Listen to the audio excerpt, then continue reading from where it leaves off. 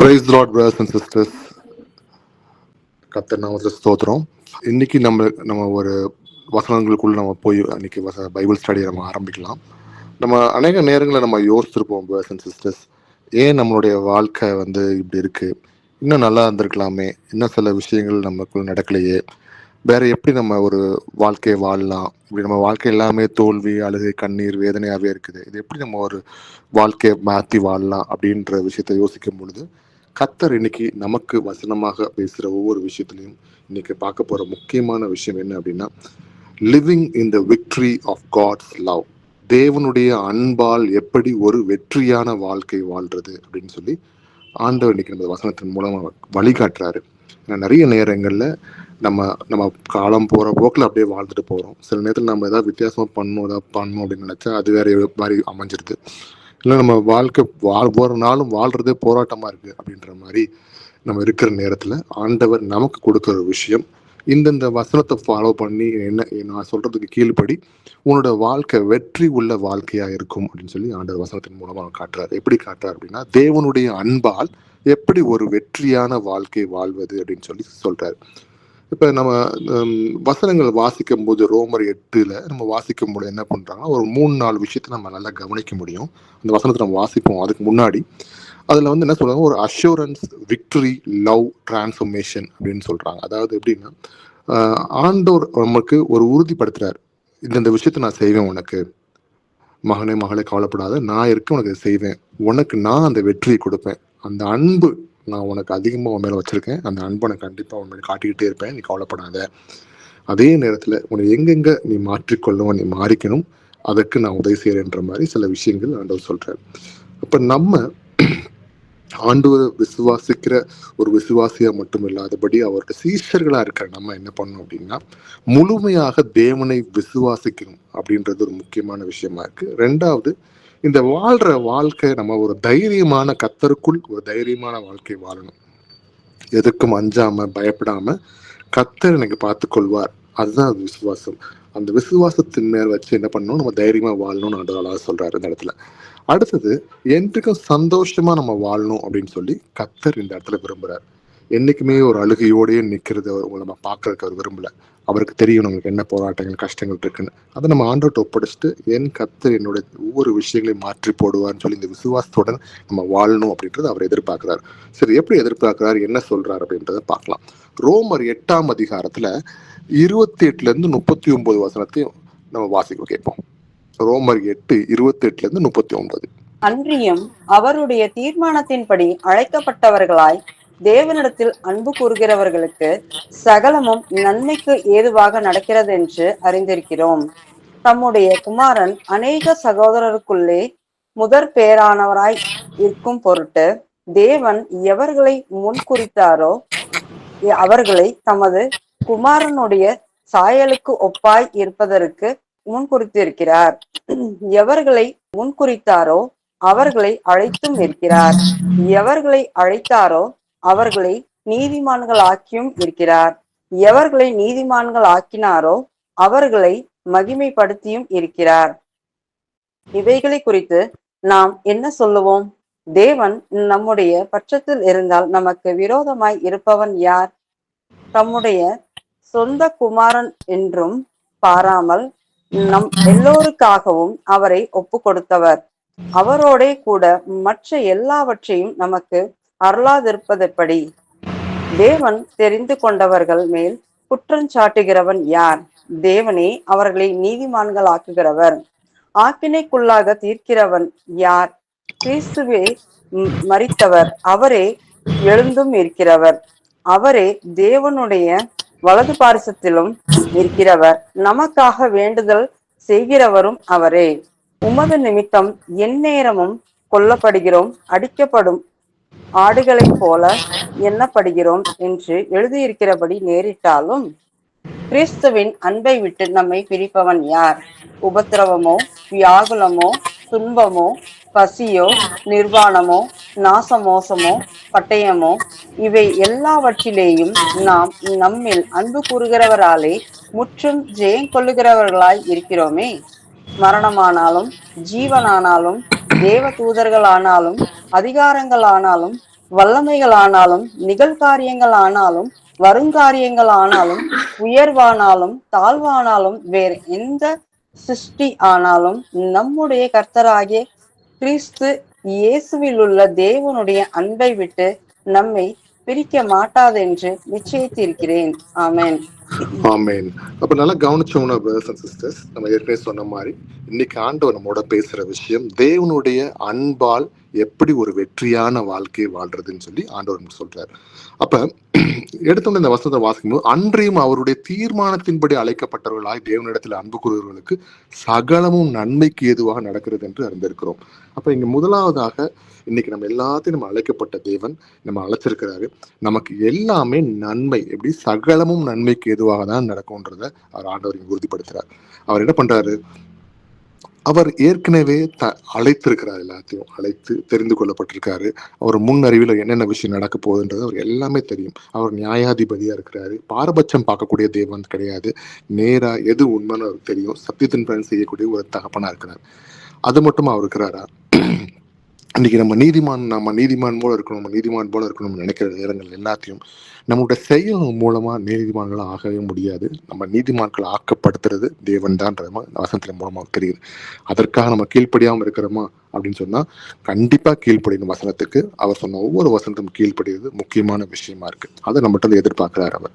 சரி, அப்ப இங்க கவனிச்சோம் அப்படின்னா இந்த வசனத்துல அழகா நல்லவங்களுக்கு அதாவது ஆண்டவர் தெரிந்து கொள்ளப்பட்டவங்க யாருக்குமே எல்லா விஷயத்தையும் நன்மைக்கு எதுவா நடத்துறோம் அப்படின்னு சொல்லி ஆண்டவர் காட்டாருன்றதை பாக்குறோம். ஓகே, அப்ப இங்க நம்ம கவனிச்சோம் அப்படின்னா அவர் நிமித்தமாக நம்ம அவர் வசனத்தை கீழ்ப்படிஞ்சு நமக்கு சின்ன சின்ன விஷயங்கள் ஒவ்வொரு நேரிட்டாலும் அவருக்கும் நமக்கு அந்த அருமையான அன்பை பிரிக்கவே முடியாத அளவுக்கு இங்க வசனம் இருக்கு. எப்படி எழுதியிருக்காங்க, உமது நிமித்தம் எந்த நேரமும் கொல்லப்படுகிறோம், அடிக்கப்படுவோம், ஆடுகளை போல எண்ணப்படுகிறோம் என்று எழுதியிருக்கிறபடி நேரிட்டாலும் கிறிஸ்துவின் அன்பை விட்டு நம்மை பிரிப்பவன் யார்? இன்னைக்கு உங்களையும் உங்களுக்குள்ள இருக்க நம்மளுடைய ஏசப்பாவையும் பிரிக்க யாரால முடியுமா பிரதர்ஸ் அண்ட் சிஸ்டர்ஸ்? யாராலையும் முடியாது. எந்த சாத்தானாலும் ஒன்றும் பண்ண முடியாது. இன்னைக்கு நம்ம என்ன பண்றோம், பல விதமான விஷயங்களுக்கு இச்சைக்கு நம்ம இடம் கொடுக்கறதுனாலதான் நம்ம அந்த பிரிவினை உள்ள கொண்டு வரதுக்கு நம்ம சாத்தான் உள்ள வரோம். ஆனா வசனத்தை நம்ம கீழ்ப்படிஞ்சு அவருக்கு செவி கொடுக்கும் போது நம்ம பிரிக்கிறதுக்கு யாருமே கிடையாது அப்படின்றத நம்ம பார்க்கிறோம். உபத்திரவமோ எப்படி நம்ம வாழ்க்கையில வாழ்ற காலத்துல நமக்கு ஏகப்பட்ட விஷயங்கள் இருக்கலாம். இன்னைக்கு உபத்திரவமா இருக்கலாம், வியாகுலமோ, துன்பமோ, பசியோ, நிர்வாணமோ, நாசமோ, பட்டயமோ, எல்லாவற்றும் நம்ம அன்பு கூறுகள் எல்லாம் முற்றிலும் ஜெயங்குலமா இருக்கிறோம் அப்படின்னு சொல்லி வசனம் சொல்லுது. இன்னைக்கு இவ்வளவு அழகா ஆண்டவர், நான் உன்னை நேசிக்கிறேன், நான் உனக்கு அந்த நம்பிக்கையை கொடுக்குறேன், உனக்கு நான் வெற்றியை கொடுக்குறேன், நான் உன் மேல அன்பா இருக்கிறேன், நான் உன்னை முழுமையா நான் மாத்துறேன் அப்படின்னு சொல்லக்கூடிய தகப்பனா இருக்கார். இதுல முக்கியமான விஷயம் நம்ம செய்ய வேண்டியது 2-3 விஷயம். என்ன அப்படின்னா, நம்ம தேவன் நம்ம முழுமையா நம்பணும். 2வது, அவர்கிட்ட ஒப்படைச்ச அந்த வாழ்க்கை நமக்கு நல்லா இருக்கும்னு சொல்லி தைரியமே அந்த வாழ்க்கையை நம்ம வாழணும். பயந்து கோலபாரி இல்லாதபடி நம்ம தைரியமா வாழ கத்துக்கணும். ஏன்னா நீங்க இந்த வாழ்க்கையை வாழல, கர்த்தர் உங்களோட கூட இருந்து அந்த வாழ்க்கையை நடத்துறான்றது ஞாபகம் வச்சுக்கோங்க. அதே மாதிரி எப்பொழுதும் சந்தோஷமா இருக்கணும். எந்த நேரத்துல முறுமுறுப்பு இல்லாதபடி. நிறைய நேரம் முறுமுறுப்புகள் நம்ம போவோம் பிரதர்ஸ் அண்ட் சிஸ்டர்ஸ். நம்மளோட போராட்டங்கள் கஷ்டத்தின் மித்தமாக யார்கிட்ட சொல்ல முடியாது, ஏதாவது புலம்புவோம். ஆனா அதை நம்ம அவாய்ட் பண்ண ரெடியா இருக்கலாம். இனிமே ஏன்னா கர்த்தர் அதை நடத்தி செல்கிறார். அவர் சித்தத்தின்படி என்ன செய்யணும்னு இருக்கிறாரோ அதை செய்வார் கண்டிப்பாக. சரி, இப்ப நம்ம ஏசப்பாவோட டிசைபிள்ஸா நம்ம இருக்கிறவங்க நம்ம என்ன பண்ணோம்னா, முதலாவதாக தைரியத்தோட நம்ம வாழணும்னு சொன்னது போல அவரோட வசனங்களுக்கு கீழ்ப்படிஞ்சு அவர் மேல் எனக்கு என் தேவன் என் மேல அன்பா இருக்காரு, அவர் என்னை வழி நடத்துவார்ன்றத நம்ம மைண்ட்ல வச்சு நம்ம வாழ்க்கையை நடத்தணும். அது ஒரு முக்கியமான விஷயமா இருக்கு. இதெல்லாம் வெற்றியா எப்படி நம்மளோட கத்தரின் அன்புக்குள்ள எப்படி நம்ம வெற்றியா நம்ம வாழ்க்கையை வாழ்றதுன்னு ஆண்டவர் கத்துக் கொடுக்குறார். முதலாவது ஃபர்ஸ்ட் திங் ஆண்டவர் சொல்ற விஷயம், எல்லாவற்றையும் நமக்கு நன்மையாக செய்கிற தேவனா இருக்கிறார். God works all things for our good. அப்ப நமக்கு எது நன்மைன்றத தெரிஞ்சு அவர் எல்லாவற்றையும் நன்மைக்குள்ள நடத்தக்கூடிய தேவனா இருக்கிறார் அப்படின்றத ஆண்டவர் இங்க எடுத்துக்காட்டார். அப்ப எது கர்த்தருடைய கையிலிருந்து வருதோ அது என்னைக்குமே வேஸ்ட் ஆனதே கிடையாது. அது ஒரு ஒரு ஒரு விஷயமா இருக்கட்டும், ஒரு ஈவெண்டா இருக்கட்டும், இல்லைன்னா ஒரு போராட்டமா இருக்கட்டும், ஏதாவது ஒரு ஆசீர்வாதமா இருக்கட்டும், எதுவா இருந்தாலும் கர்த்தர் கருத்துல வர்றது ஒரு நன்மைக்கான விஷயங்களா இருக்கு அப்படின்றத நான் பாக்குறோம். சரி, முதலாவதாக ஆதியாகமம் 50-20 அதிகாரத்துல 20வது வசனத்தை வாசி. நீங்கள் எனக்கு தீமை செய்ய நினைத்தீர்கள், தேவனோ இப்பொழுது நடந்து வருகிறபடியே வெகு ஜனங்களை உயிரோடே காக்கும்படிக்கு அதை நன்மையாக முடிய பண்ணினார். ஆமென். அப்ப கவனிச்சோம் அப்படின்னா இந்த இடத்துல வந்து யோசிப்பை வந்து அவங்க சகோதரர் என்ன பண்றாங்க, அடிமையா அங்க விற்கிறதுக்கு வித்துடுறாங்க. பல கஷ்டங்கள் போராட்டங்களுக்கு அப்புறம் அவர் வந்து ஒரு மிகப்பெரிய ஒரு ராஜாவுக்கு அடுத்த ஸ்தானத்துல அவர் இருக்கக்கூடிய ஒரு அளவுக்கு அவர் இருக்கார். கிட்டத்தட்ட ராஜா மாதிரி தான் அவருமே அந்த இடத்துல அவர் இருக்கிறாரு. அப்ப உங்க சகோதரர்களை பார்க்கும்போது அவர் பேசுற கடைசி விஷயம் என்ன அப்படின்னு கேட்டீங்கன்னா, அவங்க வந்து அடிமையை வித்தாலும் கர்த்தர் ஒரு பர்பஸோட இவங்க பிற்காலத்துல வருவாங்க, இந்த மாதிரி விஷயம் நடக்கும்ன்றத அழகா அவர் பண்ணிருக்காது. இந்த இடத்துல ஒரு எடுத்துக்காட்டா ஆண்டவர் வசனத்தின் மூலமா காண்கிறார். அதாவது, நீங்கள் எனக்கு தீமை செய்ய நினைத்தீர்கள், தேவனோ இப்பொழுது நடந்து வருகிறபடியே வெகு ஜனங்களை உயிரோடே காக்கும்படிக்கு அதை நன்மையாக முடிய பண்ணினார். கர்த்தர் செய்யற விஷயங்கள் என்ன அப்படின்னு காமிச்சோம்னா, ஒரு விஷயத்த அவர் செஞ்சுட்டாரு, நமக்கு செய்யறாரு அப்படின்னா அது இன்னைக்குமே நன்மையாக தான் முடியும். அந்த நேரத்துல வேணா யோசிப்புக்கு வந்து, ஐயோ நான் இப்படி அடிமையா போறேனே, ஆண்டவரே நான் உண்மை விசுவாசித்தேனே, நான் இப்படி போறேனே, இப்படி அடிக்கிறாங்களே, எனக்கு துன்புறுத்துறாங்களே, எனக்கு வேதனைகள் இருக்கு அப்படின்னு நினைச்சிருந்திருக்கலாம். ஆனாலும் அவர் விசுவாசத்தை விடாம இருந்த காரணத்தினால ஆண்டவர் எல்லாமே நன்மைக்கு முடிக்கிறார் அப்படின்றது வசனத்தின் மூலம் அவங்க காட்டுறாங்க. சரி, எரேமியா 29ஆம் அதிகாரத்துல 11வது வசனத்தை வாசிப்போம். நீங்கள் எதிர்பார்த்திருக்கும் முடிவை உங்களுக்கு கொடுக்கும்படிக்கு நான் உங்கள் பேரில் நினைத்திருக்கிற நினைவுகளை அறிவேன் என்று கர்த்தர் சொல்லுகிறார். அவைகள் தீமைக்கல்ல, சமாதானத்துக்கு ஏதுவான நினைவுகளே. ஆமென். இன்னைக்கு அதேதான் பிரதர்ஸ் அண்ட் சிஸ்டர்ஸ். கர்த்தர் நமக்காக சில சித்தத்தின்படி சில பிளான்ஸ் வச்சிருக்கிறார். ஒருவேளை நமக்கு சில ஆசைகள் இருக்கலாம். அது ஆண்டுக்கு முன்னாடி நம்ம வைக்கும் பொழுது அவர் அதுக்கு என்ன செய்யணும் அப்படின்றத அவர் நீதியின் பிரகாரம் அவர் கண்டிப்பாக செய்வார். இன்னைக்கு அவர் சொல்ற விஷயங்கள் நமக்கு ஒரு நிலையான விஷயங்களையும் சமாதானத்துக்கு எதுவான விஷயங்களையும் நினைவுகளையும் வச்சிருக்கிறார் அப்படின்றத வசனத்தின் மூலமா எடுத்து காட்டுறாரு. இது எல்லாம் நன்மைக்கே உரியது. இன்னைக்கு நம்ம பயப்பட தேவையில்லை, நம்ம கலங்க தேவையில்லை. நம்ம ஐயோ என்னோட ஏன் இப்படி இருக்கேன், வாழ்க்கை ஒரு வெற்றி இல்லாம இருக்கேன்னா, இன்னைக்கு வெற்றியை அவருடைய அன்பினால் உங்களுக்கு தரதுக்கு ரெடியா இருக்காங்க பிரதர்ஸ் அண்ட் சிஸ்டர்ஸ். இதை நம்ம பெற்றுக்கொள்ளலாம். சரி, சங்கீதம் 37ஆம் அதிகாரத்துல 23, 24 வசனத்தை வாசிப்போம். நல்ல மனுஷனுடைய நடைகள் கர்த்தரால் உறுதிப்படும், அவனுடைய வழியின் மேல் அவர் பிரியமாய் இருக்கிறார். அவன் விழுந்தாலும் தள்ளுண்டு போவதில்லை, கர்த்தர் தமது கையினால் அவனை தாங்குகிறார். ஆமென். ஆமென். அப்ப இங்க ஒரு நல்ல மனுஷன் அப்படின்றது அவர் நடைகள் கர்த்தரால் உறுதிப்படும் அப்படின்னு போட்டிருக்காங்க. இப்போ நல்ல மனுஷன் கர்த்தருக்கு முன்பாக நம்ம எப்படி காட்ட முடியும்? வசனத்தை கீழ்ப்படிஞ்சு ஆவியின் கனியை நம்ம வெளிப்படுத்தும் பொழுது, அவர் மேல் விசுவாசமா இருக்கும் பொழுது, அப்ப என்ன ஆகுது? அவர் கர்த்தருக்கு முன்பாக நம்ம வந்து நல்ல மனுஷனாக அவருக்கு முன்பாக நம்ம காணப்படுறோம். அப்ப அவர் என்ன பண்றாரு? அவனுடைய வழியின் மேல் அவர் பிரியமா இருக்கிறார். அவர் நடக்கிற பிரதர் சிஸ்டர் நடக்கிற ஒவ்வொரு விஷயமும் பிரியமா இருந்து நேசிக்கிறாங்க. ஏன்னா அவங்களோட கர்த்தருக்கும் அவங்களுக்கும் உள்ள அந்த அருமையான உறவு மிகவும் ஒரு அன்பான ஒரு ஆழமான உறவு, கர்த்தர் நேசிக்கக்கூடிய ஒரு உறவா இருக்குன்றத வசனத்தின் மூலமா காட்டுறாங்க. அப்ப இன்னைக்கு நம்மளுடைய ஜெபமா இருக்கட்டும், நம்மளுடைய ஆவிக்குரிய இந்த உறவு, கர்த்தருக்குள்ள இருக்க உறவு அப்படிப்பட்ட ஒரு ஆழமான அகலமான ஒரு உறவு இருக்குதான்னு யோசிங்க பிரதர்ஸ் அண்ட் சிஸ்டர்ஸ். இன்னைக்கு கர்த்தர் அதை விரும்புகிறார். உங்களோட ஒவ்வொருத்தவங்களோட பர்சனல் ப்ரேயர்ல, உங்களோட பர்சனல் ரிலேஷன்ஷிப் வித் காடை நம்ம இன்னும் உறுதிப்படுத்திக்கணும். ஏன்னா அவன் விழுந்தாலும் தள்ளுண்டு போவதில்லை, கர்த்தர் தமது கையினால் அவனை தாங்குகிறார். கர்த்தர் தாங்கக்கூடிய அளவுக்கு நம்ம இருக்கிறோமா? இன்னைக்கு நிறைய நேரங்கள்ல நம்ம வசனத்துக்கு புறம்பா நம்ம நடக்கும் பொழுது நம்ம நிறைய யோசித்து அதை மனம் திரும்ப நம்ம ரெடியா இருக்கும் சிஸ்டர்ஸ். இன்னைக்கு கர்த்தர் அதை விரும்புகிறார். இப்படி நம்ம வாழ்க்கையை வாழ்ந்தோம் அப்படின்னா நம்மளுடைய வாழ்க்கை எப்படி இருக்கும்னா வெற்றி உள்ள வாழ்க்கையா இருக்கும்னு கர்த்தர் சொல்லுகிறார் இந்த இடத்துல வசனத்தின் மூலமாக. சரி, அடுத்தது ஏற்கனவே சொன்ன மாதிரி எல்லாவற்றையும் நன்மைக்காகவே நமக்கு தேவன் செய்கிறார் அப்படின்றத நம்ம பார்க்கிறோம். அடுத்து என்ன பண்றாரு? இது மட்டும் செய்யறாரா? கிடையாது. அசைக்கப்படாத தேவனுடைய அன்பையும் அவர் காட்டுறாரு. எப்படி காட்டுறாரு? காட்ஸ் லவ் இஸ் அன்ஷேக்கபிள் அப்படின்னு சொல்றாரு அந்த இடத்துல.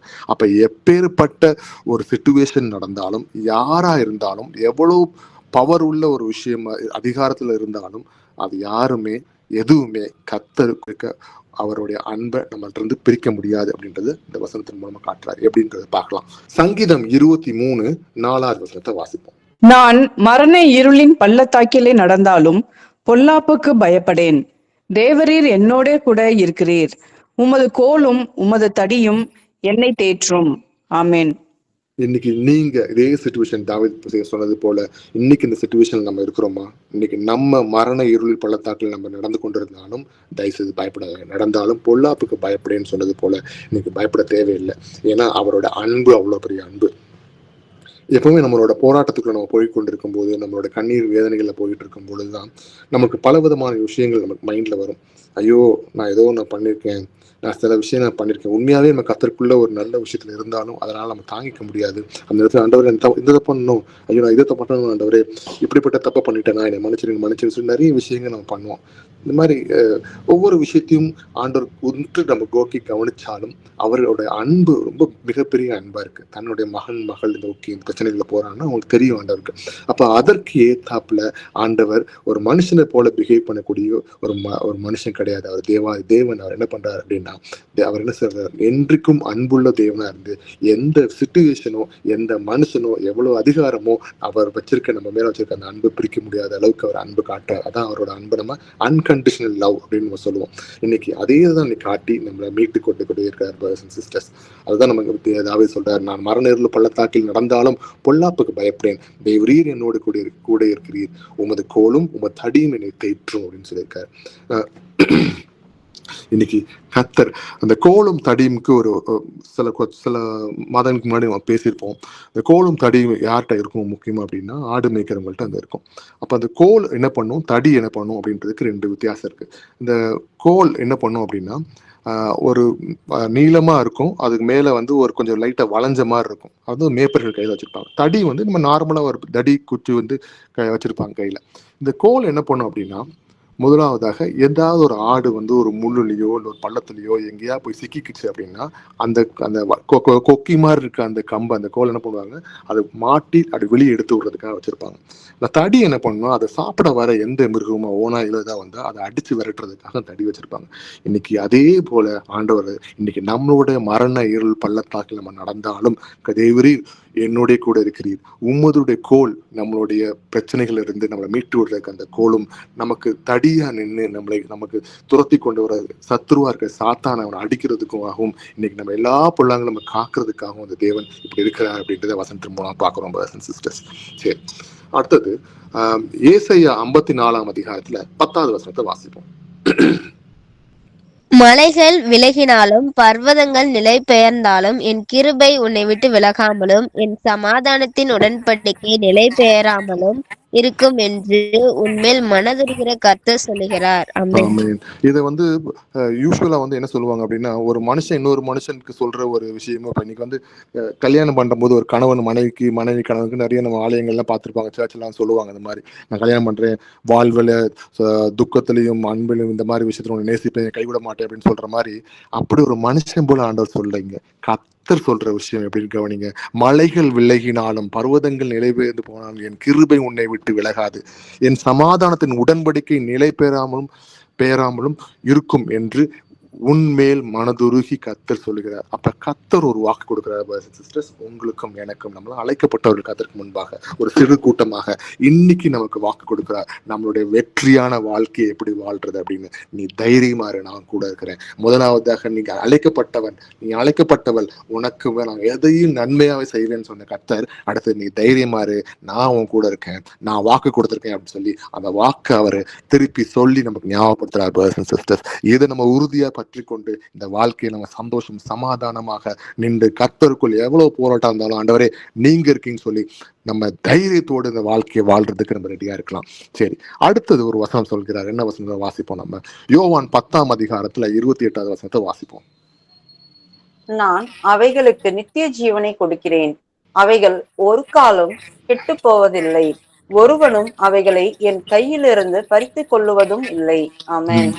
இது வந்து இந்த வாழ்க்கையை வாழ்றது மட்டும் நம்ம கொடுக்காம கர்த்தர் என்ன பண்றாரு, இந்த வாழ்க்கைகளுக்கு அப்புறம் நமக்கு ஒரு நித்திய ஜீவன் கொடுக்கறதுக்கு ரெடியா இருக்கிறார் அப்படின்றத பார்க்கணும். இன்னைக்கு வாழ்ந்து இங்க செத்து அதோட முடிஞ்சு போயிட்டா ஒரு ஆடு மாடி மாதிரி கிடையாது. கர்த்தர் நமக்கு என்றென்றைக்கும் ஒரு நித்திய ஜீவன் கொடுக்கறதுக்காக அதையும் வாக்குத்தத்தம் பண்ணி நமக்கு நிலை காட்டுகிறார் அப்படின்றத பார்க்கிறோம் பிரதர்ஸ் அண்ட் சிஸ்டர்ஸ். சரி, அப்ப ஒண்ணு வந்து முதலாவது தேவன் வந்து நன்மை செய்கிறார். யாருக்கு நன்மை செய்கிறார்? அவர் அழைக்கப்பட்ட ஒவ்வொருத்தவங்களுக்கும் எல்லாத்தையும் நன்மையாவே செய்யக்கூடிய தேவனா இருக்கிறார். ரெண்டாவது விஷயம், நான் இருக்கேன், நீ பயப்படாத, நான் என்னைக்கும் கூட இருக்கேன்னு சொல்லி அவர் வசனங்களை உறுதிப்படுத்தி வாக்குத்தத்தமா நம்ம சொல்றாரு. மூணாவது விஷயம் என்ன அப்படின்னு பார்த்தோம், God gives us victory through Christ. அதாவது நமக்கு வெற்றியை தேவன் கிறிஸ்து மூலமாக தருகிறார் அப்படின்றத பார்க்கிறோம். எப்படி தருகிறார், என்ன பண்றார் அப்படின்றத பார்க்கலாம். 1 கொரிந்தியர் 15ஆம் அதிகாரம் 57வது வசனத்தை வாசிப்போம். நம்முடைய கர்த்தராகிய இயேசு கிறிஸ்துவினாலே நமக்கு ஜெயம் கொடுக்கிற தேவனுக்கு சோஸ்திரம். ஆமென். ஆமென். இன்னைக்கு தேவாதி தேவன் மனுஷ ரூபத்துல இயேசு கிறிஸ்துவா வந்து நம்மளுடைய பாவத்துக்காக மறிச்சு இன்னைக்கு எல்லா பாவத்தையும் கழுவி அவர் உயிர் தெழுந்துட்டார் அப்படின்றது நம்ம கவனிக்கணும். இன்னைக்கு அவருக்கு அந்த நன்றியை நம்ம செலுத்த நம்ம ரெடியா இருக்கலான்ற மாதிரி ஆண்டவர் வாக்கு வசனமாக நம்ம சொல்கிறார். சிஸ்டர்ஸ், யோசுவா 1:9 வாசிப்போம். நான் உனக்கு கட்டளையிடவில்லையா? பலங்கொண்டு திடமனதாய் இரு, திகையாதே, கலங்காதே. நீ போகும் இடமெல்லாம் உன் தேவனாகிய கர்த்தர் உன்னோடே இருக்கிறார் என்றார். இன்னைக்கு ஆண்டவர் என்ன பண்றாரு? அடுத்தது ஒரு வாக்கு கொடுக்கிறார். நீ கலங்காதப்பா, திடமனதா இரு, தைரியமா அந்த இடத்துல வாழு, நான் உன் கூட இருக்கிறேன். நீ போற இடத்துல எல்லாம் தேவன் கர்த்தர் உன்னோட இருக்கிறார். நீ கர்த்தர் எப்படிங்க நம்மளோட இருக்கிறாரு? ஆவியானவர் நம்மளோட இருக்கிறாரு. எப்படி ஆவியானவரா இருக்காரு? ஜீவனும் வார்த்தையுமா, நான் சொல்லிய வசனமே ஆவியும் ஜீவனுமா இருக்குன்னு சொன்னது போல இன்னைக்கு ஆவியும் ஜீவனுமாக நம்மளோட இருக்கிறாரு. இன்னைக்கு நம்ம என்ன செஞ்சாலும் எங்க போனாலும் நம்ம பாதாளத்துல போய் படுக்கையை போட்டாலும் அங்கேயும் இருக்கிறாங்கிற மாதிரி இன்னைக்கு கர்த்தர் எல்லா இடத்துலையும் நம்மளை வாட்ச் பண்ணிட்டே இருக்காரு, நம்ம கூட இருக்கிறார். இப்பேற்பட்ட உலகத்துல ஐயோ நான் தனிமையா இருக்கிறேனே, நான் தனிமையை விடப்பட்டேன்னு கலங்க வேணாம். இன்னைக்கு அந்த கண்ணீரையும் அந்த வேதனையும் துடைக்கிறதுக்காக தான் கர்த்தர் இன்னைக்கு இந்த வசனங்கள் மூலமா நம்ம நடத்திட்டு இருக்காரு. 2 கொரிந்தியர் 10:4 வாசிப்போம். எங்களுடைய போராயுதங்கள் மாம்சத்துக்கு ஏற்றவைகளாய் இராமல் அரண்களை நிர்மூலமாக்குறதற்கு தேவ பலம் உள்ளவைகளாய் இருக்கிறது. ஆமென்.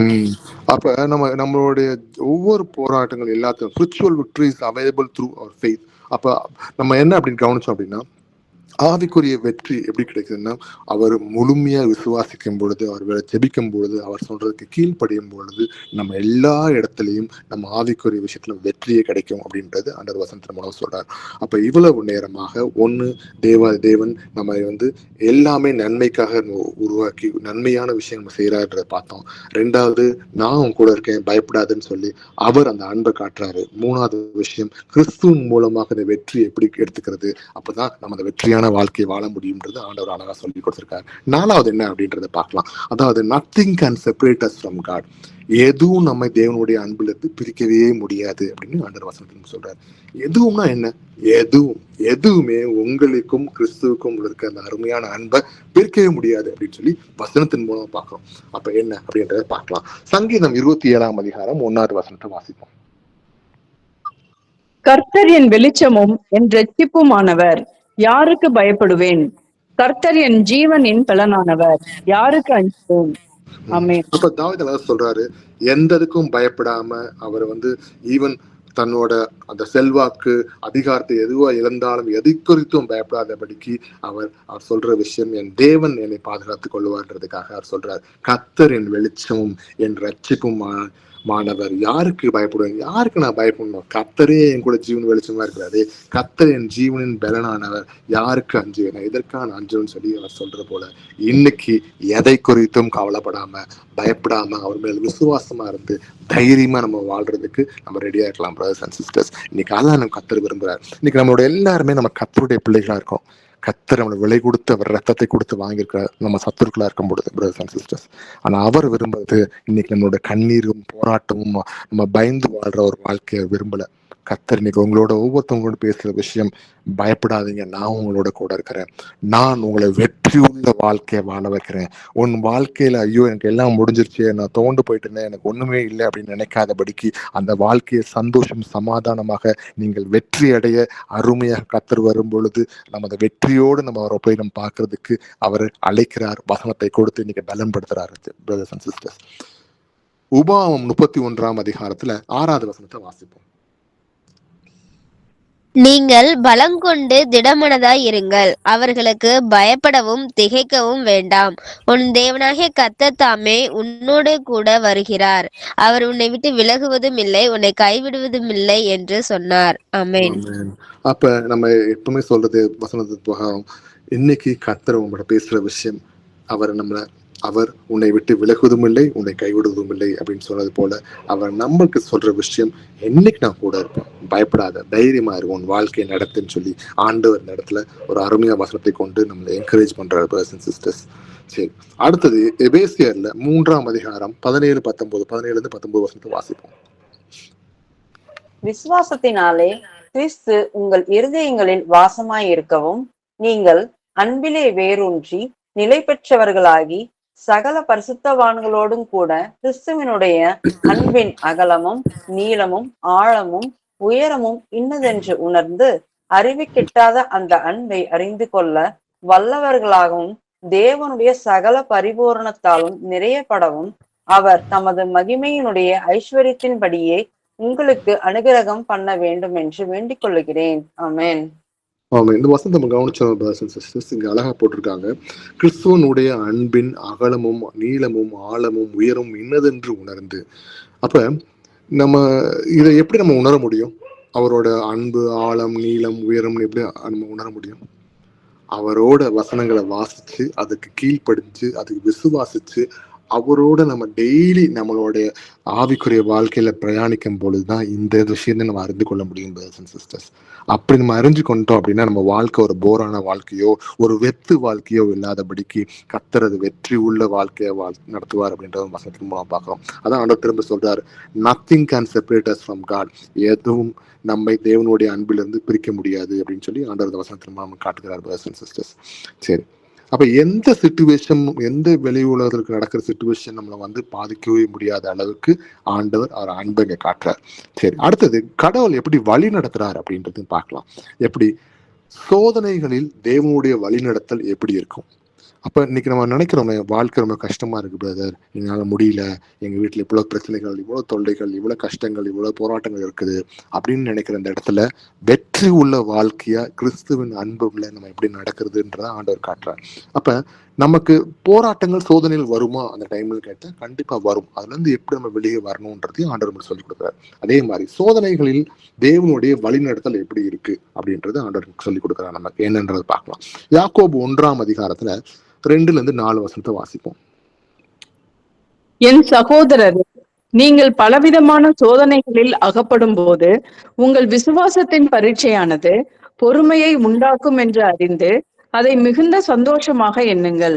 நீங்கள் ஒன்றிலும் குறை உள்ளவர்களாய் இராமல் பூரணராயும் நிறை உள்ளவர்களாய் இருக்கும்படி பொறுமையானது பூரண கிரியை செய்ய கடவுது. அப்ப நம்ம இங்க ஃபர்ஸ்ட் போராட்டம் அப்படின்னு நம்ம நினைக்கும் பொழுது, நம்மளுக்கு ஒரு பிரச்சனைகள் நினைக்கும் போது அதை நம்ம நல்ல மைண்ட் செட் எடுத்துக்க வேண்டிய விஷயம் என்ன அப்படின்னு கவனிச்சோம்னா, முதலாவது அது நம்மளை என்ன பண்ணுது, ரிஃபைன் பண்ணுது, நம்மளை வேற லெவலுக்கு அது நம்மளை கொண்டு வருது. அடுத்தது நம்மளுக்கு கற்றுக் கொடுக்குது சில விஷயங்களை. அது என்ன அப்படின்றத அந்த வசனத்தை மூலம் பார்க்குறோம். என் சகோதரரே, நீங்கள் பல விதமான சோதனைகள் அகப்படும் பொழுது நம்ம என்ன பண்ணணும்னா, உங்கள் விசுவாசத்தின் பரீட்சையானது அப்படின்னு போட்டது போல முதலாவது விசுவாசத்தின் பரீட்சை தான் நம்ம நடக்குது நம்ம எல்லா இடத்துலையும். அப்ப நம்ம செய்ய வேண்டிய முதல் விஷயம், எவ்வளவு போராட்டம் கஷ்டம் என்ன வந்தாலும் நம்ம செய்ய வேண்டிய மைண்ட்ல வச்சுக்க ஒரே விஷயம், விசுவாசமா நம்ம இருக்கணும். இன்னைக்கு கர்த்தர் நம்மளை பார்த்துக்கொள்வார், அவர் நடத்துவார் அப்படின்னு சொல்லி இந்த விசுவாசத்தை மைண்ட்ல நம்ம சொல்லிக்கணும். வசனத்தின் மூலமாக ஆண்டவர் விசுவாசம் சொல்லியிருக்காரு அப்படின்னு சொல்லி வசனத்தின் மூலம் சொல்லி மைண்டை நம்ம நிப்பாட்டும் போது என்ன ஆகுது அப்படின்னா, அந்த விசுவாசம் குறையாதபடி நம்ம காத்துக்கொள்ள முடியும் brothers and sisters. அப்ப அந்த வசனத்துக்கு அது ஒரே நாள்ல நடக்கக்கூடிய விஷயமா கிடையாது. நம்ம செய்ய வேண்டிய விஷயம் என்னன்னா, அவருக்கு கீழ்ப்படிஞ்சு நடக்கும் பொழுது கண்டிப்பா அந்த பலத்தையும் ஆவியானவர் நம்மளோட உள்ள இருந்து, நான் சொல்லி வசனமே ஆவியும் ஜீவனும் சொன்னது போல அந்த வசனம் உங்களுக்குள்ள ஆவியானவர் ஒவ்வொரு விஷயத்தையும் சொல்லி சொல்லி சொல்லி அந்த பலத்தை கொடுப்பார். நான் எல்லா பாவத்தையும் பண்ணுவேன், கீழ்ப்படியே மாட்டேன், ஆனா பிரச்சனை வந்தா டப்புன்னு அப்படின்னு சொல்லி நிற்பேன் அப்படின்னா அப்படிக்கூடிய விஷயம் கிடையாது. ஆண்டவருக்கு முன்பாக நம்ம நிக்க செஞ்சு நம்மளை தாழ்த்தி அவருக்கு முன்பாக நம்ம ஒப்படைக்கும் பொழுது ஆவியானவர் இந்த விஷயங்களை நம்ம சொல்லிக் கொடுப்பார் அப்படின்றத பார்க்கிறோம். உங்கள் விசுவாசத்தின் பரீட்சையானது பொறுமையை உண்டாக்கும் என்று அறிந்து அதை மிகுந்த சந்தோஷமாக எண்ணுங்கள். நம்ம உலக பிரகாரமா வாழ்ந்துகிட்டு உலக பிரகாரமாவே சிந்தித்து கொண்டு இருக்கிற நம்ம சடனா பிரச்சனைன்னு வரும்பொழுது நான் விசுவாசிக்கிறேன் அவரை நடத்துவா அப்படின்னு சொல்லி நினைக்கிற விஷயம் கிடையாது இது. ஏன் அப்படின்னு கேட்டோம் அப்படின்னா, அவர் சொல்றது அறிந்து அதை மிகுந்த சந்தோஷமா எண்ணுங்கள்னு சொல்லியிருக்காங்க, அந்த சோகத்தையும் கஷ்டத்தையும் போராட்டத்தையும். ஆனா அப்படி சொல்ல உள்ள உலக பிரகாரம் உள்ள ஒரு மைண்ட் செட்டால அதை ஏத்துக்க முடியவே முடியாது. இது எப்படி நான் சந்தோஷம் படுத்த முடியும், இவ்வளவு கஷ்டம் போராட்டம் ஏன் எனக்கு மட்டும் வருது அப்படின்னு சொல்லி நம்ம கேட்கக்கூடிய ஒரு மனுஷங்களா தான் நம்ம இருப்போம். ஆனா வசனத்தை நம்ம கீழ்ப்படிஞ்சு வாழும் பொழுது நமக்குள்ள ஆவியின் கனின் ஒவ்வொரு விஷயத்தையும் ஆண்டவர் தராரு. அதுல வாழ வாழ வாழ இது எல்லா விதமான சகிப்புத்தன்மை, எல்லா வித பொறுமையும் கர்த்தர் நமக்குள்ள அந்த பலனா கொடுத்து அதை கொண்டு வராருன்றது வசனத்தின் மூலம் பார்க்கிறோம். அப்ப அதை மிகுந்த சந்தோஷமா எண்ணுங்கள். நீங்கள் ஒன்றிலும் குறைவுள்ளவர்களாய் இராமல் பூரணராயும் நிறைவுள்ளவர்களாயும் இருக்கும்படி பொறுமையானது பூரண கிரியை செய்ய கடவுது அப்படின்னு சொல்லி சொன்னது போல இன்னைக்கு அந்த பொறுமையை நமக்கு ஆண்டவர் நமக்கு பலத்தினால் தரக்கூடிய கர்த்தரா இருக்கிறார். யோபு 23 10 வசனத்தை வாசிக்கும். ஆனாலும் நான் போகும் வழியை அவர் அறிவார், அவர் என்னை சோதித்த பின் நான் பொன்னாக விளங்குவேன். ஆமென். சின்ன சின்ன சோதனைகள் நம்ம நடந்தாலும் எல்லாம் நன்மைக்கு எதுவாக அவர் நடத்துவார் அப்படின்றத நம்மள வசனத்தின் மூலமா பார்க்கிறோம் பிரதர்ஸ் அண்ட் சிஸ்டர்ஸ். அதனாலதான் ஆண்டவர் சொல்றாரு, எந்த சோதனைகளிலும் தேவனுடைய வழியில் நம்ம எப்படி நடந்து கொள்றது, அவர் எப்படி நடத்துறாரு அப்படின்றத இந்த வசனத்தின் மூலமா பார்க்கிறோம். 1 பேதுரு 1ஆம் அதிகாரம் 6-7 வசனம் வாசிப்போம். இதிலே நீங்கள் மிகவும் சந்தோஷப்படுகிறீர்கள் என்றாலும் துன்பப்பட வேண்டியது அவசியமானதால் இப்பொழுது கொஞ்ச காலம் பலவிதமான சோதனைகளினாலே துன்பப்படுகிறீர்கள். அழிந்து போகிற பொன் அக்கினியினாலே சோதிக்கப்படும். அதை பார்க்கிலும் அதிக விலையேற பெற்றதாய் இருக்கிற உங்கள் விசுவாசம் சோதிக்கப்பட்டு இயேசு கிறிஸ்து வெளிப்படும் போது உங்களுக்கு புகழ்ச்சியும் கனமும் மகிமையும் உண்டாக காணப்படும். ஆமென். ஆண்டவர் வரும்போது இன்னும் பரிசுத்தமா சொன்னது போல பரிசுத்தமா இருக்குதமா அப்படின்றதுக்கு நிறைய விஷயங்கள் அவர் வர வரைக்கும் ஏகப்பட்ட போராட்டங்கள் கஷ்டங்கள் வரலாம். எல்லாத்தையும் கர்த்தருக்குள் அவர் நம்ம எல்லாத்தையும் தாங்கி நம்ம நடக்கிறதுக்கு ஆண்டவர் பலப்படுத்துவார். அதை மீண்டு வர்றதுக்கு ஒவ்வொரு விஷயத்தையும் நம்மளுக்கு ஆண்டவர் பலப்படுத்துவார். கர்த்தர் இல்லாம இதை செய்யவே முடியாது பிரதர்ஸ் அண்ட் சிஸ்டர்ஸ். அவர் இருந்தால் மட்டும்தான் இந்த பொறுமையோடு நம்ம அதை எல்லாத்தையும் காத்துக்கொள்ள முடியும் விசுவாசத்தோட. அப்ப இப்படி செஞ்சு நம்ம மீண்டு போராட்டத்தையும் எல்லாம் இருந்தாலும் கர்த்தர் மேல் விசுவாசம் நடக்கும் பொழுது ரொம்ப ஈஸியா வேணா சொல்லிடலாம், இவ்வளவு கஷ்டம் இவ்வளவு போராட்டம் வேணா தாண்டி வந்துட்டேன் அப்படின்னு. ஆனா கர்த்தரோட விசுவாசத்தோட அவருக்கு கீழ்ப்படிஞ்சு வாழ்ற விஷயம் ஒரு மிகவும் அருமையான விஷயம். ஏன்னா அதோட முடிவு ஒரு சமாதானம், ஆண்டவர் தருகிற அந்த அருமையான அந்த பொக்கிஷம், நித்திய ஜீவன் எல்லாத்தையும் தர்றதுக்கு இந்த ரெடியா இருக்காரு அப்படின்றத வசனத்து மூலம் பார்க்கிறோம். சரி, அடுத்து எப்படி நம்ம இந்த வாழ்க்கையில விசுவாசத்தையும் கீழ்ப்படிதலையும் நம்ம கரெக்டா நம்ம கொண்டு போறது இந்த வாழ்க்கையில. ஏன்னா வெற்றியான வாழ்க்கையை வாழணும் அப்படின்னு சொல்லிதான் ஆண்டவர் சொல்லி கொடுத்துட்டு இருக்காரு. இப்ப வெற்றியான வாழ்க்கையில முக்கியமான விஷயம் எப்படின்னா எல்லா விஷயத்தையும் நம்பிக்கையும் உடன் கீழ்ப்படிதலுடன் நம்ம எப்படி பதில் அளிக்கிறது, இந்த வாழ்க்கையில எப்படி நம்ம ரெஸ்பாண்ட் பண்றதுன்றத ஆண்டவர் சொல்றாரு. Responding with faith and obedience அப்படின்றது ஆண்டவர் வசனத்துக்கு மூலம் காமிக்கிறார். பிலிப்பியர் 2ஆம் அதிகாரத்துல 12-13 வாசிப்போம். ஆதலால் எனக்கு பிரியமானவர்களே, நீங்கள் எப்பொழுதும் கீழ்ப்படுகிறபடியே நான் உங்களுக்கு சமீபமாய் இருக்கும் பொழுது மாத்திரமல்ல, நான் தூரமாய் இருக்கிற இப்பொழுதும் அதிக பயத்தோடும் நடுக்கத்தோடும் உங்கள் இரட்சிப்பு நிறைவேற பிரயாசப்படுங்கள். ஏனெனில் தேவனே தம்முடைய தயவுள்ள சித்தத்தின்படி விருப்பத்தையும் சூழ்ச்சியையும் உங்களில் உண்டாக்குகிறவராய் இருக்கிறார். ஆமென். ஆமென்.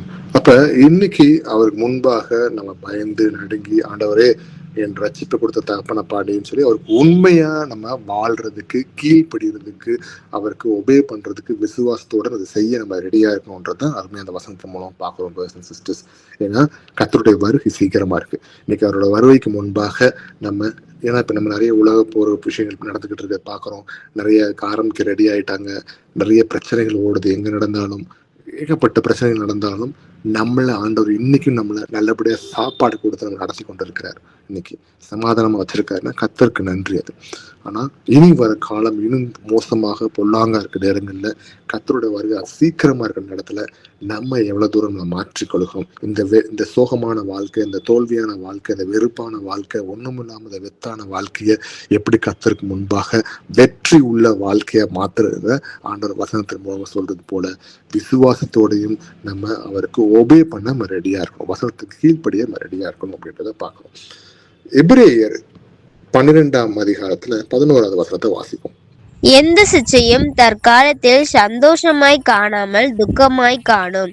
ஆகிலும் பிற்காலத்தில் அதில் பழகினவர்களுக்கு அது நீதியாகிய சமாதான பலனை தரும். ஆமென். ஆமென். நமக்கு நல்லா தெரியும், நம்ம நிறைய விஷயங்கள் வசனத்துக்கு கீழ்ப்படிஞ்சு வாழ்றது ஒரு பெரிய கஷ்டமான விஷயமா நமக்கு தோணலாம். ஆனா ஏன் அப்படி சொல்றோம் அப்படின்னா, அவர் நம்மளை நேசிக்கிற தகப்பனா இருக்கார். நல்ல வழி எதுன்னு நம்மளுக்கு சொல்லி கொடுத்துட்டாரு. அந்த நல்ல வழி கஷ்டமா இருக்க மாதிரிதான் இருக்கும். ஆனா அதை கொஞ்ச காலம் பொறுத்து கொண்டோம்னா அது நம்ம பழகி, ஆண்டவர் சொன்ன வசனம் சொன்னது போல எந்த சித்தியும் தற்காலத்தில் சந்தோஷமாய் காணாமல் துக்கமாய் காணும், கஷ்டமா தான் இருக்கணும். ஆகிலும் பிற்காலத்தில் அதில் பழகினவருக்கு அது நீதியாக ஆகிய சமாதான பலனை தரும் சொன்னது போல அவர் வருகையில் அது சமாதானமும் சந்தோஷமாக நம்ம வாழ்ந்து அவர் கூப்பிடுவார், மகனே மகளே வா அப்படின்னு சொல்லி கூப்பிடும் பொழுது அன்னைக்கு அதோட அருமை நம்மளுக்கு தெரியுன்றது அருமையா வசனத்தின் மூலம் பார்க்கிறோம் பிரதர்ஸ் அண்ட் சிஸ்டர்ஸ். கொலேசியர் 3ஆம் அதிகாரத்துல 16-17 வசனத்தை வாசிப்போம். கிறிஸ்துவின் வசனம் உங்களுக்குள்ளே சகல ஞானத்தோடும் பரிபூர்ணமாக வாசமாயிருப்பதாக, சங்கீதங்களினாலும் கீர்த்தனைகளினாலும் ஞான பாட்டுகளினாலும் ஒருவருக்கொருவர் போதித்து புத்தி சொல்லிக்கொண்டு உங்கள் இருதயத்திலே கர்த்தரை பக்தியுடன் பாடி, வார்த்தையினாலாவது கிரியையினாலாவது நீங்கள் எதை செய்தாலும் அதையெல்லாம் கர்த்தராகிய இயேசுவின் நாமத்தினாலே செய்து அவர் முன்னிலையாக பிதாவாகிய தேவனை ஸ்தோத்தரியுங்கள். ஆமென். அப்ப இது எப்படி வாழணும்னு சொல்றாரு நம்ம வாழ்க்கையில ஆண்டவர், எப்படி நம்ம வெற்றியான வாழ்க்கை வாழணும் அப்படின்றது அழகா இந்த இடத்துல சொல்லிடுறாரு. கிறிஸ்துவின் வசனம் உங்களுக்குள்ளே எப்படி இருக்கு, சகல ஞானத்தோடும். வசனத்தை வாசிச்சு உள்வாங்கி அது நடக்கிறவங்க ஞானத்தோட நடந்து கொள்வாங்கல்ல பிரதர்ஸ். ஏன்னா ஆண்டவர் அந்த வசனத்தை போட்டிருக்காரு, நீ நன்மையானதை செய்யி, தீமையை விட்டு விலகி ஓடு, தவறான விஷயத்த செய்யாத, ஏழைக்கு இறங்கு, அன்பு காட்டு அப்படின்னு சொல்ற ஒவ்வொரு விஷயங்களும் நன்மைக்கு ஏதுவான விஷயங்களா இருக்கிறது எல்லாமே வசனத்தின் மூலமாக நம்மளுக்கு அந்த ஞானத்தை கொடுக்குது. அப்ப அந்த ஞானத்தின் மூலமாக என்ன பண்றோம், நல்ல விஷயங்கள் செஞ்சு கர்த்தருக்கு கீழ்ப்படுகிறோம். அப்ப அது மட்டும் இல்ல செய்ய சொல்றாரா? கிடையாது. சங்கீதனாலும் கீர்த்தனாலும் ஞான பாடல்னாலும் ஒருவருக்கு ஒரு போதித்து, அப்ப அடுத்த நெக்ஸ்ட் நம்ம செய்ய வேண்டிய ஸ்டெப் என்ன? இது எல்லாமே நம்ம டே டு டே லைஃப்ல நம்ம செய்யும் பொழுது என்ன ஆகுதுன்னா, உலக காரியங்கள், உலக சிந்தனைகள், மாம்ச இச்சைகள் எல்லாத்தையும் விளக்க ஆரம்பிச்சிருவோம் பிரதர்ஸ் அண்ட் சிஸ்டர்ஸ். அதனாலதான் நம்ம பிரேயருக்கு வாங்க, வீட்டு சபையில ஒருத்தவங்க வீடு சபை கூடுதல் போது விட்டு விடாம வாங்க அப்படின்னு சொல்றது காரணம் என்ன? வாரம் முழுவதும் பலவிதமான போராட்டங்கள், உலகத்தின் விஷயங்கள் நம்ம இழுத்தாலும் அட்லீஸ்ட் அது விலகி ஓடுறதுக்காக வசனத்தை கேட்டு ஒருவருக்கு தாங்கி பலப்படுத்தி அவங்கள தேற்றி, என் வாழ்க்கையில பிரச்சனை இருக்கு பிரதர், என் வாழ்க்கையில பிரச்சனை இருக்கு சிஸ்டர், எனக்கு ஜெபிச்சுக்கோங்க நம்ம சொல்லி அவங்க சொல்ற வசனத்தின் மூலமா சொல்ற ஒவ்வொரு ஆரோக்கியமான ஒரு ஆறுதலும் ஆரோக்கியமான உபதேசத்துக்கு நம்ம கேட்டு அதில் வளரும் பொழுது இந்த உலகத்தின் விஷயத்தை நம்ம சிக்காதபடிக்கு இந்த வெற்றி உள்ள வாழ்க்கையை நோக்கி நம்ம ஓட முடியும். இல்லை அப்படின்னா என் வாழ்க்கை எப்படி இருக்குன்னு சொல்லி நம்ம சிக்கி சின்ன பணம் ஆறதுக்கு தான் இந்த உலகம் நம்ம ரெடி பண்ணும். ஆனா அந்த மாதிரி இல்லாதபடிக்கு அவங்க என்ன சொல்றாங்க, புத்தி சொல்லிக்கொண்டு உங்கள் இருதயத்திலே கர்த்தரை பக்தியுடன் பாடி, வார்த்தைகளாவது கிரியைகளாவது என்ன பண்ணணும், அவர் கீழ்ப்படிஞ்சு ஒவ்வொரு விஷயம் நம்ம செய்யணும்ன்றத ஆண்டவர் வசனத்தின் மூலமா காட்டுறாங்க. அப்போ முழுமையாக ஒரு மனுஷன், ஒரு பிரதரோ ஒரு சிஸ்டரோ தன்னோட வாழ்க்கையில கர்த்தருக்குள் கீழ்ப்படிஞ்சு வசனத்துக்கு எப்படி கீழ்ப்படிஞ்சு நம்ம வாழும் பொழுது நம்மளுடைய வாழ்க்கை வெற்றி உள்ள வாழ்க்கையா இருக்கு அப்படின்றத வசனத்தின் மூலமா காட்டுறார். சரி, அடுத்து பார்க்கலாம். Living confidently in God's love every day. ஒவ்வொரு நாளும் தேவனுடைய அன்புல நம்பிக்கையுடன் வாழ்றது எப்படி அப்படின்னு வந்திருக்காங்க. இது வெற்றிக்குரிய வாழ்க்கையை வாழ்றது எப்படின்னு ஆண்டவர் சொல்லி கொடுக்குறாரு. சரி, அப்ப ஒவ்வொரு நாளும் தேவனுடைய அன்பில் நம்பிக்கையுடன் எப்படி வாழணும் அப்படின்றது பார்க்கணும். அப்ப சங்கீதம் 16ஆம் அதிகாரத்துல 11வது வசனத்தை வாசிப்போம். ஜீவ மார்க்கத்தை எனக்கு தெரியப்பட்டது, உம்முடைய சமூகத்தில் பரிபூரண ஆனந்தம், உம்முடைய வலது பாதத்திற்கு நித்திய பேரின்பமும் உண்டு. அப்ப நம்ம கிறிஸ்துவை தேடி நம்ம நிற்கும் பொழுது, அவரோட சமூகத்தை தேடி நம்ம நிற்கும் பொழுது நமக்கு என்னைக்கும் சந்தோஷம், சமாதானம் இருக்கு அப்படின்றது நமக்கு தெரியுது. அப்ப ஒவ்வொரு நாளும் அவரை தேடி, அவரை விசுவாசிச்சு, அவரை பற்றி கொண்டு வசனத்தை கீழ்ப்படிஞ்சு நம்ம வாழும் பொழுது அந்த நாள் எப்படி இருக்குன்னா, ஒவ்வொரு நாளும் தேவனுடைய அன்பில் நம்பிக்கையுடன் வாழ்ற ஒரு வாழ்க்கையா இருக்கும்னு வசனம் சொல்லுது பிரதர்ஸ் அண்ட் சிஸ்டர்ஸ். மத்தேயு 28ஆம் அதிகாரத்தை 20வது வசனத்தை வாசிப்போம். நான் உங்களுக்கு கட்டளையிட்ட யாவையும் அவர்கள் கை கொள்ளும்படி அவர்களுக்கு உபதேசம் பண்ணுங்கள். இதோ உலகத்தின் முடிவு பரியந்தம் சகல நாட்களிலும் நான் உங்களுடனே கூட இருக்கிறேன் என்றார். ஆமென். அப்ப ஆண்டவர் சொன்ன விஷயம் கடைசி அவங்க டிசைபிள்ஸ்க்கு, அதாவது இன்னைக்கு இருக்க நம்ம ஒவ்வொருத்தவங்களுக்கும் சொல்ற விஷயம் என்ன அப்படின்னா, நான் உங்களுக்கு கட்டளையிட்ட யாவையும் அவர்கள் கை கொள்ளும்படி அவர்களுக்கு உபதேசம் பண்ணுங்கள். ஆண்டவர் சொன்ன ஒவ்வொரு கட்டளைகளும் ஒவ்வொரு வசனங்களும் கீழ்படுகிற மாதிரி நம்ம உபதேசம் பண்ணியிருக்காங்க. இந்த உபதேசம் நம்மளும் பண்றோம் நிறைய இடங்கள்ல. இன்னைக்கு அதுக்கு கீழ்ப்படிஞ்சு, இதோ உலகத்தின் முடிவு பரியந்தம் சகல நாட்களும் நான் உங்களுடனே கூட இருக்கிறேன் என்று சொன்ன அதே தகப்பனாக இயேசு கிறிஸ்து என்ன பண்றாரு, சீக்கிரம் வரப்போகிறார். இன்னைக்கு அவரோட வருகைக்காக நிக்கிறோம். அப்ப இந்த வசனங்கள் நம்ம ஞாபகப்படுத்தி கொண்டு ஆண்டவர் வருகை சீக்கிரமா இருக்குன்னு சொல்லி அந்த நித்திய ஜீவனை நோக்கி நம்ம ஓடுறதுக்கு நம்ம ரெடியா இருக்கணும் பிரதர்ஸ் அண்ட் சிஸ்டர்ஸ். ஏன்னா உலகத்தை பார்த்தோம் அப்படின்னா இந்த வாழ்க்கை ரொம்ப போரா இருக்கும், இந்த வாழ்க்கை ரொம்ப கேவலமான வாழ்க்கை, இந்த வாழ்க்கையில கண்ணீர், வேதனை, போராட்டம், துக்கம் அப்படிதான் ஏகப்பட்ட விஷயம் இருக்கு. ஆனா வெற்றியான வாழ்க்கை உங்களுக்கு வேணும்னா இந்த வார்த்தையில எடுத்துக்கோன்னு சொல்லி கர்த்தர் நம்மோட பேசுகிறார். சரி, ரோமர் 12ஆம் அதிகாரம் 12வது வசனத்தை வாசிப்போம். நம்பிக்கையிலே சந்தோஷமாயிருங்கள், உபத்திரவத்திலே பொறுமையாயிருங்கள், ஜெபத்திலே உறுதியாய் தரித்திருங்கள். ஆமென். ஆமென். அப்ப நம்பிக்கையில ஆண்டவரோட வருகை சீக்கிரமா இருக்கு, அவர் என்னோட பார்த்துக் கொள்வார், அவரோட பருவத்துல எல்லாத்தையும் செய்து கொள்வார்னு சொல்லி நம்ம அவர் மேல் நம்பிக்கையா இருந்து அதுல சந்தோஷமா நம்ம இருக்கணுமா. உபத்திரவத்திலையும் பொறுமையா நம்ம இருக்கணும். கர்த்தர் நடத்துவார், பொறுமையா இருந்து ஜெபத்தில் உறுதியா இருக்கும் பொழுது என்ன பண்றோம், இந்த வாழ்க்கை நமக்கு சந்தோஷமான வாழ்க்கையா இருக்கும், வெற்றி உள்ள வாழ்க்கையா இருக்கும் brothers and sisters. அப்ப கவனிச்சோம் அப்படின்னா இன்னைக்கு தேவனுடைய அன்பால் எப்படி ஒரு வெற்றியான வாழ்க்கையை வாழ்றதுக்கு ஆண்டவர் அருமையாக இன்னைக்கு நமக்கு சொன்ன காரியங்கள், முதலாவதாக எல்லாவற்றையும் நமக்கு நன்மையாக செய்கிற தேவனா இருக்கிறாரு. இன்னைக்கு நன்மைக்காக நம்ம அழைத்து ஒவ்வொரு விஷயத்தையும் நன்மையா செய்யறாரு. ஏன் அப்படின்னா நம்மளால தெரிந்து கொண்டு அழைக்கப்பட்ட ஜனங்களா நம்ம இருக்கிறோம் அப்படின்றதுனால. அடுத்தது அவரோட அன்புல அசைக்கப்படாத தேவனுடைய அன்பா இருக்கு. காட்ஸ் லவ் இஸ் அன்ஷேக்கபிள் அப்படின்னு ஆண்டவர் இடத்துல நம்ம சொல்லி காட்டுறார். God gives us victory through Christ Jesus. இன்னைக்கு பார்த்தோம் அப்படின்னா அவர் நமக்கு கிறிஸ்துவ நேசன் மூலமாக நமக்கு வெற்றியை கொடுக்கிறார் அப்படின்றதுக்கு அழகா வசனத்தின் மூலமா கொடுத்து இந்த வாழ்க்கையை எப்படி வெற்றியா வாழ்றது அப்படின்னு ஆண்டவர் நம்ம சொல்லி கொடுக்கிறார். அதே நேரத்துல இந்த வெற்றியை நீ வாழும் போது நான் உன் கூட இருக்கிறேன், எதுவும் நம்மை தேவனுடைய அன்பிலிருந்து பிரிக்க முடியாது அப்படின்னு சொல்லி அந்த விஷயங்கள் மூலமாக வார்த்தைகளால நம்ம ஆண்டவர் நம்ம தேற்றிக் கொண்டிருக்கிற brothers and sisters. இது மட்டும் பண்ணாரா? கிடையாது. சோதனைகள்ல எப்படி தேவனுடைய வழிநடத்தல் நமக்கு இருக்கு, அதுல எப்படி நம்ம நடக்கணும் அப்படின்னு நம்ம சொல்லி கொடுத்திருக்கார். நம்பிக்கையுடன் கீழ்ப்படுதலுடன் எப்படி நம்ம பதிலளிக்கணும் இந்த உலகத்துக்கு, எப்படி இந்த உலகத்தில் நம்ம வெற்றியோட வாழ்றது அப்படின்னு சொல்லி காமிச்சிருக்காரு. கடைசியாக அவர் சொன்ன வார்த்தை, ஒவ்வொரு நாளும் தேவனுடைய அன்புல நம்ம நம்பிக்கையுடன் எப்படி வாழணும் அப்படின்றத, எப்படி வெற்றி உள்ள வாழ்க்கையை கிறிஸ்துவின் அன்பு நம்ம வாழ்றது இவ்வளவு நேரம் காட்டின தேவாதேவன் நன்றி செலுத்துறோம். மகா பரிசுத்தமும் இரக்கமுள்ள அன்பான இயேசுப்பா, உங்களை துதிக்கிறோம், உண்மை ஸ்தோத்திரிக்கும் ஆண்டவரே. ஆண்டவரே, எங்களோட வாழ்க்கையில் ஏகப்பட்ட பிரச்சனைகள், சோதனை, கஷ்டங்கள் இருந்தாலும் ஆண்டவரே, நீர் இன்றைக்கு உங்களோட வசனத்தினால அப்பா இந்த வாழ்க்கையை எப்படி வெற்றி உள்ள வாழ்க்கையை வாழ்றது என்னுடைய அன்பின் நிமித்தமாக நீங்க சொல்லிக் கொடுத்துருக்காங்க. நன்றி செலுத்துறோம் தாப்பனே. உமக்கு பெரியமில்லாத காரியங்கள் நாங்கள் செஞ்சிருந்தாலோ, தேவரை நினைத்திருந்தாலோ, ஏதாவது மனிதா எங்களை மன்னிச்சிருங்க தகப்பனே.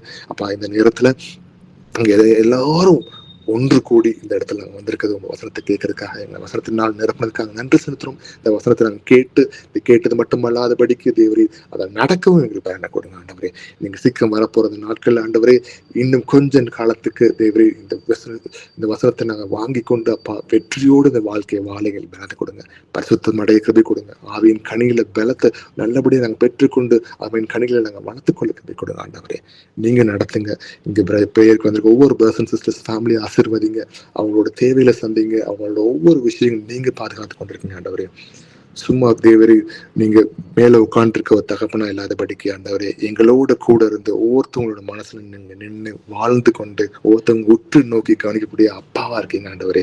உம்மிடத்துல கேட்கிறோம் ஆண்டவரே, நீங்க கூட வந்து இந்த வீட்டின் தலைவராக இருந்து ஒவ்வொரு வீட்டையும் நீங்க கட்டுங்க ஆண்டவரே. அவங்களோட பேசுங்க, பலப்படுத்துங்க. எந்த வியாதிகள் எந்த விஷயங்கள் இருந்தாலும் எல்லாத்தையும் ஏசுன்னு அதை விரட்டி போறோம்ப்பா. நீங்க வல்லவர் அப்பா. உங்களுடைய கிருபை இருப்பதனால இத்தனை நாள் நாங்க எல்லாரும் சந்தோஷமா வாழ்ந்து கொண்டிருக்கோம்ப்பா. சீக்கிரம் வாங்க, உங்களுடைய வருகையை நோக்கி பார்த்து கொண்டிருக்கோம் ஐயா. சீக்கிரம் போதும் அப்பா. அந்த உலகத்தில் ஆண்டவரே, இந்த உலகத்தில் வெற்றி உள்ள வாழ்க்கையை நாங்கள் உங்க நாமத்தை சொல்லி நாங்கள் வாழ்ந்து கொண்டிருக்கோம். வசனத்தை எடுத்துக்கொண்டு சீக்கிரமா நீங்க வாங்க. உங்களை நாங்கள் பார்க்க நாங்கள் அவளோட உங்களோட சேர நாங்கள் அவளோட இருக்கோம் ஆண்டவரே. இயேசு கிறிஸ்து மூலம் வேண்டிக்கோங்க நல்ல பிதாவே. ஆமென். Praise the Lord.